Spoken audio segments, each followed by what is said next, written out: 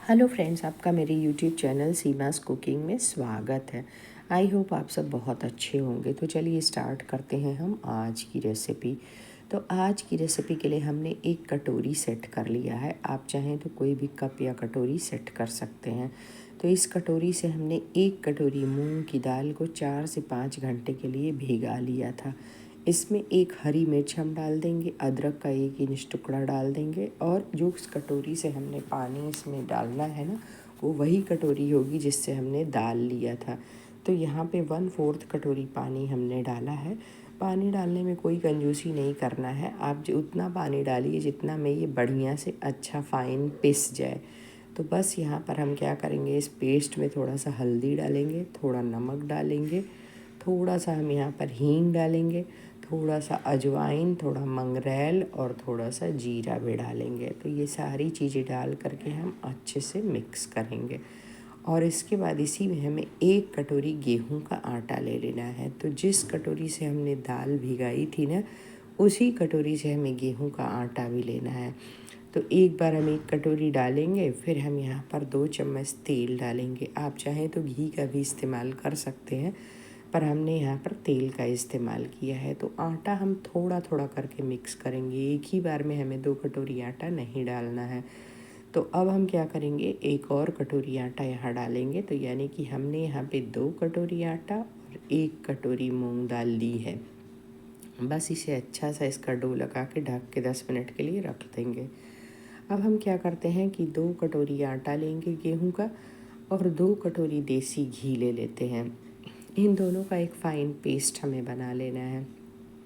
इसे अच्छा सा क्रीमी होने तक फेंट लेना है। इतना फेंटना है कि बिल्कुल फ्लफ़ी और क्रीमी हो जाए। तो ये घोल हम तैयार करके रख लेंगे। अब हम आटे को देख लेते हैं। जो हमने मूंग दाल और गेहूं के आटे से डो लगाया था ना, इसे एक बार और हम मसल लेते हैं, और इसकी एक बड़ी सी लोई काट लेते हैं। जैसे रोटी वगैरह के लिए लोई निकालते हैं ना, उससे भी थोड़ी बड़ी लोई हम ले लेंगे, और इसे चकले बेलन पर रख करके इसकी एक बड़ी सी रोटी हम बेल लेंगे। तो लेंथ ये है कि आप जितना चाहें उतना रख सकते हैं, पर यह है कि हमने एक रोटी के साइज़ का इसे बेल लिया है, और इसे बहुत ज़्यादा मोटा या बहुत ज़्यादा पतला नहीं रखना है। इवनली चारों तरफ से इसे बेल लेना है। बस इतना होना चाहिए इस तरह का। अब हम क्या करेंगे, ये जो हमने क्रीम बनाया था ना, इस पेस्ट को हम यहाँ पर इसमें चारों तरफ से फैला देंगे। आप चाहें तो ब्रश से भी फैला सकते हैं। तो यहाँ पे हम चारों तरफ से इस रोटी पर फैला देंगे। और उसके बाद हमें ऊपर से क्या करना है, थोड़ा सा हमें यहाँ पर गेहूं का आटा स्प्रिंकल कर देना है। तो वो इसलिए कि इसकी परतें इजीली खुलेंगी तेल में जा कर के। तो बस आटा लगाने के बाद हम इसको इस साइड से, एक साइड से फ़ोल्ड करेंगे, फिर दूसरी साइड से फ़ोल्ड करेंगे। बस इस बात का ध्यान रखना है, एक के ऊपर एक नहीं रखना है। तो बीच में हम फिर इसमें लगा लेंगे वही पेस्ट जो हमने देसी घी और आटे का बनाया था, और इसको दोनों तरफ से, चारों तरफ से पेस्ट लगा करके इसको हम फिर से फ़ोल्ड करेंगे। तो एक साइड से इधर से फ़ोल्ड करेंगे, एक साइड से इधर से फ़ोल्ड कर देंगे। अब ये स्क्वायर शेप का हमारा हो गया। अब इसे हम फिर से बेल लेंगे इसी तरीके से। ये जिस शेप में है ना, इसी तरीके से हम इसे फिर से बेल लेंगे, और बेल लेने के बाद हमें फिर से वही प्रोसेस दोहराना है। तो ये प्रोसेस हमें 2 बार करना है। तो हम क्या करेंगे कि फिर से ये पेस्ट लगा लेंगे जो हमने देसी घी और गेहूं के आटे का बनाया था, फिर से इस पर स्प्रेड कर लेंगे, और थोड़ा सा सूखा आटा स्प्रिंकल करेंगे, और उसके बाद इसे इस तरह से फिर से फ़ोल्ड कर लेंगे। और फिर यहाँ पर हमें थोड़ा सा वही क्रीम जो बनाया था हमने ना, वो लगाना है, पर बीच में सिर्फ लगाना है, किनारे किनारे नहीं। सिर्फ बीचों बीच में लगाना है, और इसे दोनों तरफ से फ़ोल्ड कर देना है। तो अब हमें इसे 2 बार इस तरह की फ़ोल्डिंग हो गई। अब हमें इसे सिर्फ इसी तरह से चुपचाप बेल लेना है। ये स्क्वायर शेप में है ना, ये बिल्कुल रेक्टेंगल होता चला जाएगा। तो इसे बेल के हमें बिल्कुल पतला सा कर लेना है। इसी तरह लंबे लंबे शेप में हम इसे बेलते चले जाएंगे।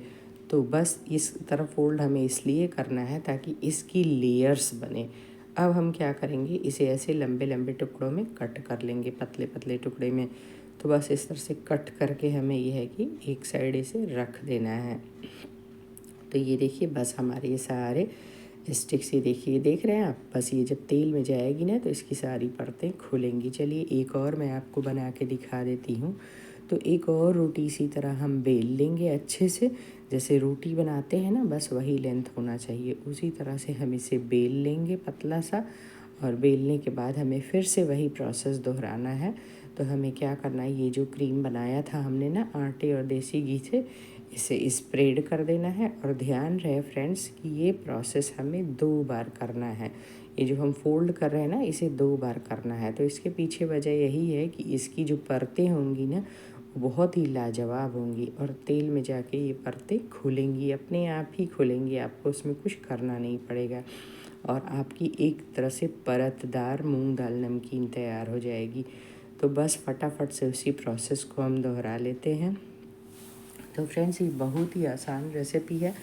अगर आप इस तरह नहीं बनाना चाहते तो आप बस इस तरह रोटी की तरह बेल करके उसे, जैसे नमकीन हम कट करते हैं ना, उस तरह से आप इसे कट करते हैं, सिंपली बनाना चाहें तो बस इस तरह से हमने दूसरा पीस भी इस तरह रेडी कर लिया स्क्वायर शेप का। और इस तरह इसे बेल करके फिर से फोल्ड कर लेंगे। ये जो देसी घी और आटे का वो मिक्सचर है ना लगा करके, तो बहुत ही इजी और सिंपल रेसिपी है। और सबसे अच्छी बात है कि ये गेहूं के आटे से बनी है, इसमें मैदे का बिल्कुल भी इस्तेमाल नहीं हुआ है और मूंग दाल इसमें डाला है, इसलिए बहुत ही खस्ता और कुरकुरा बन करके तैयार होता है। बस रेशियो आपको ध्यान रखना है कि अगर 1 कटोरी मूंग दाल होगी तो 2 कटोरी हमें यहाँ गेहूं का आटा लेना है। तो यहाँ पर हमें गेहूं के आटे की क्वांटिटी ज़्यादा रखनी है, करीब करीब डबल। इससे क्या होगा ना, ये जो हमारा नमकीन होगा ना, बहुत ही खस्ता बनेगा। अगर हम दाल की क्वांटिटी ज़्यादा रखेंगे ना, तो उसमें वो बात नहीं आएगी, उस तरह का सॉफ्ट नहीं बनेगा, उस तरह का क्रिस्पी नहीं बनेगा। इसलिए हमें दाल की मात्रा कम और आटे की मात्रा ज़्यादा रखनी है। तो बस 2 बार हमने फोल्ड करके बेल लिया।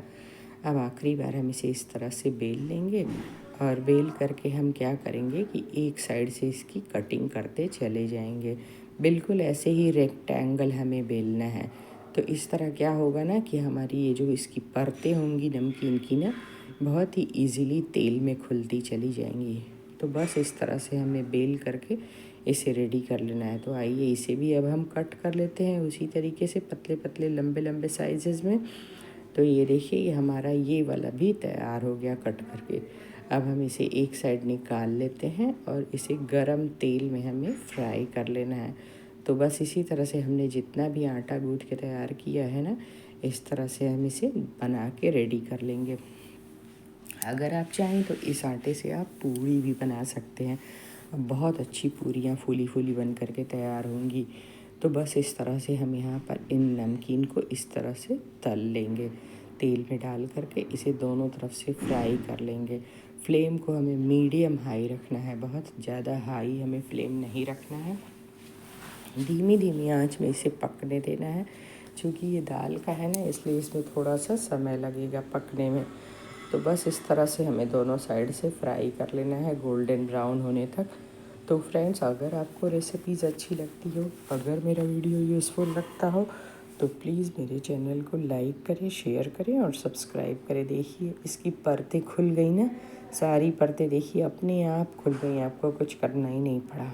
तो बस इस तरह से हम इसे बना कर के रख सकते हैं, स्टोर कर सकते हैं।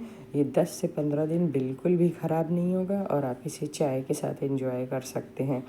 ये बहुत ही सॉल्टी, क्रिस्पी और कुरकुरा बन करके तैयार होता है। तो है ना लाजवाब रेसिपी, आप इसे किसी भी चीज़ के साथ सर्व कर सकते हैं और चाय के साथ तो ये बहुत ही अच्छा जाता है। तो फ्रेंड्स, रेसिपी अच्छी लगे तो प्लीज़ मुझे कमेंट करें और इसे ज़रूर एक बार ट्राई करके देखें। तो ये देखिए, मैं आपको इसे मैश करके भी दिखाती हूँ, बहुत ही खस्ता क्रिस्पी कुरकुरा बन के तैयार।